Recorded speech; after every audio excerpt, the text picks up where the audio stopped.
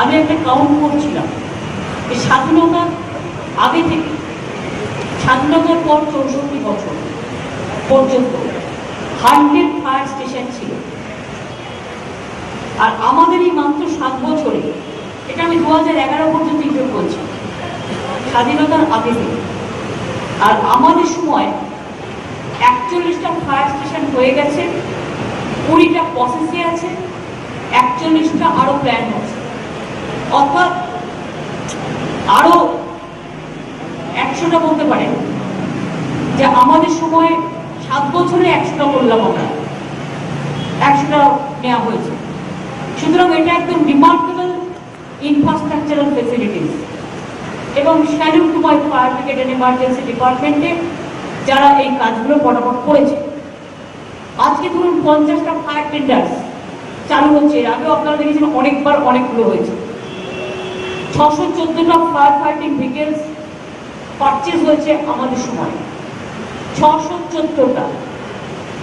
এবং fire fighting motor cycle আমরা সরু গলিতে ঢুকতে পারি না বলে নতুন সিস্টেম করেছি, 136টা ফায়ার ফাইটিং মোটর সাইকেল করা হয়েছে। এইটা আমার মনে হয় আরো বাড়ানো দরকার, বিশেষ করে আরবান এরিয়ায় এবং কনজেস্টেড এরিয়ায় যেখানে ফায়ার ব্রিগেড ঢুকতে পারেন না। ইভেন পঞ্চায়েত এলাকাও কিন্তু অনেক জায়গায় কনজেস্টেড হয়ে যাচ্ছে, তার কারণ হচ্ছে বড় বড় বাড়ি তৈরি হয়ে যাচ্ছে। ফলে আরবান, সেমি আরবান, গলি ঘুপচি, স্ল্যাম এরিয়া যেখানে বড় ফায়ার ব্রিগেড ঢুকতে পারে না, সেখানে কিন্তু একটা মোটর সাইকেল, আমি আমার এই আইডিয়াটা আমি ওদের দিয়েছিলাম এসে। আমি একবার জার্মানি দেখেছিলাম, একটা বড় অ্যাক্সিডেন্ট হয়েছে, ওদের ওখানে রাস্তায় 250-300 স্পিডে গাড়ি চলে। তো 250-300 স্পিডে গাড়ি চলে একটা বড় অ্যাক্সিডেন্ট হয়েছে, দেখলাম হেলিকপ্টার এসে ডেড বডি রেস্কিউ করলো। কেন করলো? তার কারণ ওদের ওখানে 250-300 স্পিডে গাড়ি চলে।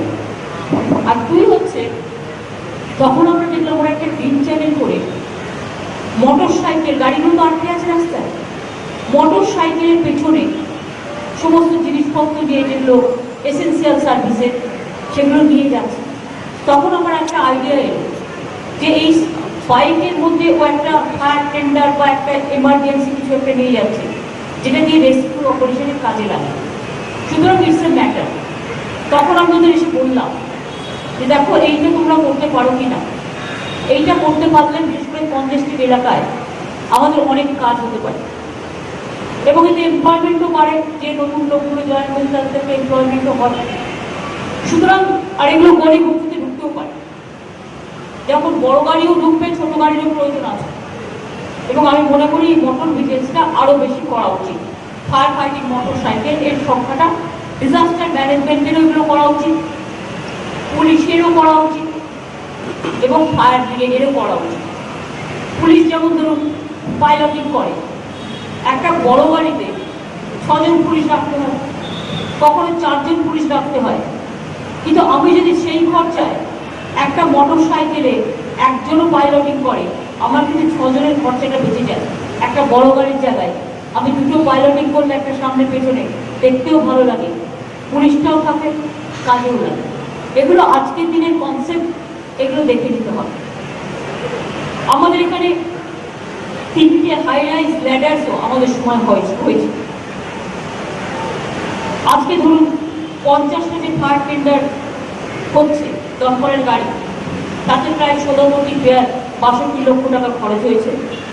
আর এমপিআর থেকে, রাজ্যসভার এমপিরা যেহেতু আমাদের সময় থেকে আমি কি করি, সিসিটিভি বলুন, ওয়াচ টাওয়ার বলুন, সেফ ড্রাইভ, সেফ লাইফের পুলিশের গাড়ি বলুন, অ্যাম্বুলেন্স বলুন, স্কুল কলেজ তৈরি করে দেওয়া বলুন, বা স্টেডিয়াম বলুন, এই ধরনের প্রচুর কাজ আমি করে দিই। কারণ আমাদের যে 14 জন এমপি আছে, মনে রাখবেন, প্রতি বছর তারাও 5 কোটি টাকা যদি পায়, সেটা সংখ্যাটা হয় 70 কোটি। এবং সেই কাজটা আমি রাজ্যসভাটা আমি প্ল্যান করে দিই। ফলে আগেও প্রচুর অ্যাম্বুলেন্স দেওয়া হয়েছে, 300-400 অ্যাম্বুলেন্স দেওয়া হয়েছে, পুলিশকে প্রচুর গাড়ি দেওয়া হয়েছে। এখন আর পুলিশের গাড়ির অভাব নেই। এমনকি যে গাড়িগুলো খুব ইম্পর্টেন্ট, রাস্তায় রাস্তায় অ্যাক্সিডেন্ট পর এরিয়াতে গাড়িগুলো দাঁড়িয়ে থাকে, ক্রিটিক্যাল কেয়ার ইউনিট, সেগুলো প্রচুর করে দেওয়া হয়েছে। আজকেও এমপি ল্যান্ড থেকে 40টা মোবাইল, ওয়াচ টাওয়ার ডিটেলস এবং সেফ লাইফ সেফ ড্রাইভে এমপি ল্যান্ড থেকে এই 40টা মোবাইল কার্ড দেওয়া হচ্ছে for safe drive safe life. বিভিন্ন রাস্তায় থাকবে, মানুষকে অ্যালার্ট করবে, বিপদে আপদে পড়লে তাকে বাঁচাবে, লক্ষ্য রাখবে, নজর রাখবে। সুতরাং এমপি ল্যান্ডেও প্রায় কয়েকশো গাড়ি করে দেওয়া হচ্ছে, অ্যাম্বুলেন্স এবং পুলিশের দিয়ে প্রচুর করে দেওয়া হচ্ছে। ওয়াচ টাওয়ার তার অভাব নেই, প্রত্যেকটা ওয়াচ টাওয়ার একেবারে উত্তরবঙ্গ থেকে দক্ষিণবঙ্গ করে দেওয়া হয়েছে। সিসিটিভি প্রত্যেকটা থানায় কভারেজ হয়েছে কি হয়নি? অল ভিডিও স্টেশনে হয়েছে কি হয়নি? না হয়ে থাকলে আমাকে বললে আমি করে দেবো, কোনো অসুবিধে নেই, কিন্তু এগুলো করতে হবে। কলকাতা ম্যাক্সিমামটা কলকাতাকেও টাকা দেওয়া হয়েছে, হাওড়াকেও বলবো টোটালটাই কমিশনেটগুলো সিসিটিভি কভারেজ করে, তাতে সুবিধে হয় ল অ্যান্ড অর্ডার সামলানোর পক্ষে। অনেকখানি নজরটা আজকাল ফিজিক্যালি নজর একটা লোকের পক্ষে 500 জনকে নজর রাখা সম্ভব হয় না, কিন্তু একটা মনিটরিং করা যদি যায় সিসিটিভি থ্রুতে লক্ষ লক্ষ মানুষকে মনিটরিং করে একটা ভিজিলেন্সে রাখা যেতে পারে, কোথায় কি হচ্ছে না হচ্ছে দেখবার জন্য। এখন তো কত কি বেরিয়ে গেছে, আমার বাড়িতে রান্নাঘরে কি রান্না হচ্ছে সেটাও কিন্তু আমি নিজেকে অ্যাপ তৈরি করে আমি দেখতে পারি। সুতরাং এখন এই সিস্টেমগুলো যখন বেরিয়ে গেছে, আমাদের দেখতে হবে ফিজিক্যালি কতটা প্রেজেন্ট হতে আমি পারলাম, ফিজিক্যালি কতটা আটকাতে পারলাম। তাছাড়াও আমি মডার্ন টেকনোলজির সাহায্যেও আমি কতটা ভিজিবিলিটি না দেখিয়েও আমি অপারেটটা করতে পারলাম। এই কাজগুলো আজকের যুগে করা দরকার বলেই মনে করি।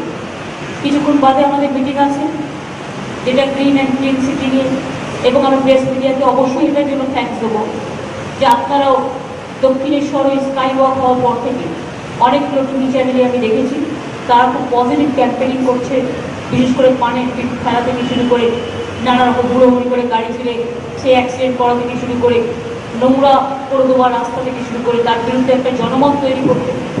এই জনমত তৈরি করতে আমি সমস্ত ক্লাব, পুজো কমিটি, আমি স্কুল, কলেজ, ইউনিভার্সিটি থেকে শুরু করি, যত সাধারণ মানুষ আছেন বিভিন্ন জগতে সবাইকে বলবো নজর রাখবে। একটা তৈরি করছি সুন্দর করে, পরের দিনই সেটাকে নোংরা করে দিয়ে চলে যাচ্ছে। একটা জিনিস তৈরি করতে কত টাকা খরচা হয় বলুন? একটা হসপিটালে একটা এমার্জেন্সিতে একটা মেশিন তৈরি করতে 3 বছর লাগে, টাকা তো লাগে চেপে, তৈরি করতেও 3 বছর লাগে। একটা যদি প্রবলেম হয় আপনারা পুলিশকে কমপ্লেন করুন, তারা করে কি ভেঙে দিয়ে চলে আসছে। আরে ভেঙে দিয়ে চলে আসলে ওই মেশিনটা আসবে না, ওই মেশিনটা করতে আবার টেন্ডার করে করতে 4 বছর লাগবে, প্লাস টাকাও ইনভলভ হয়। সুতরাং এ ব্যাপারে গভর্নমেন্ট আইনও করেছে যে প্রাইভেট প্রপার্টি বা গভর্নমেন্ট প্রপার্টি নষ্ট হলে গভর্নমেন্ট তাদের বিরুদ্ধে অ্যাকশন নিতে পারবে, দরকারে প্রপার্টিও এনক্রোচ করতে পারবে, অ্যাটাচ করতে পারবে। আইনটা তো নোটিফিকেশনও হয়ে গেছে। আমি অ্যাডমিনিস্ট্রেশনকে বলবো আইনটা চালু করুন। অনেক সাধারণ মানুষ জানায় না, তাদের জানান। সাধারণ মানুষ তো এগুলো করে না, করে দু একটা দুষ্টু প্রকৃতির লোক যারা ভালো দেখতে পারে, যারা হিংসুটে, যাদের কাজই হচ্ছে ধ্বংস, সৃষ্টি নয় ধ্বংস চাই, জীবন নয় মৃত্যু চাই, তৈরি নয় ধ্বংস করো, এই হচ্ছে মানসিকতা। কিন্তু আমাদের মনে রাখতে হবে যে কাজগুলো হচ্ছে সবাই যদি বলে দেখো এলাকাটা দেখতে কত সুন্দর লাগছে, এলাকার মানুষ একটা গর্ববোধ করে। আমি পুলিশের একটা জায়গায় কাজ করছি, আমার দায়িত্ব সে জায়গাটা পরিষ্কার করে রাখা। আমি হাসপাতালের একটা জায়গায় কাজ করছি, এত ভালো করে হাসপাতালগুলো তৈরি করে দেওয়া যায়, পারে ঠিক পেরে ভর্তি করে দিচ্ছি, নোংরা ফেলে ভর্তি করে দিচ্ছি, ডাস্টবিন দেওয়া হচ্ছে বাইরে। সুতরাং এই নিয়ে আমাদের 3টের সময় একটা মিটিং আছে, কাজে আমি বেশি টাইম নষ্ট করবো না, তারপর আরো আমার কতগুলো মিটিং আছে। সুতরাং আমি অনুরোধ করবো ফায়ার ব্রিগেড এবং পুলিশকে তাদের যত গাড়ি আছে তারা গ্রিন সিগন্যাল দিয়ে চালু করে দিন এবং মানুষের স্বার্থে এগুলোকে কাজে লাগান, আগামী দিন যাতে মানুষের কাজে লাগে।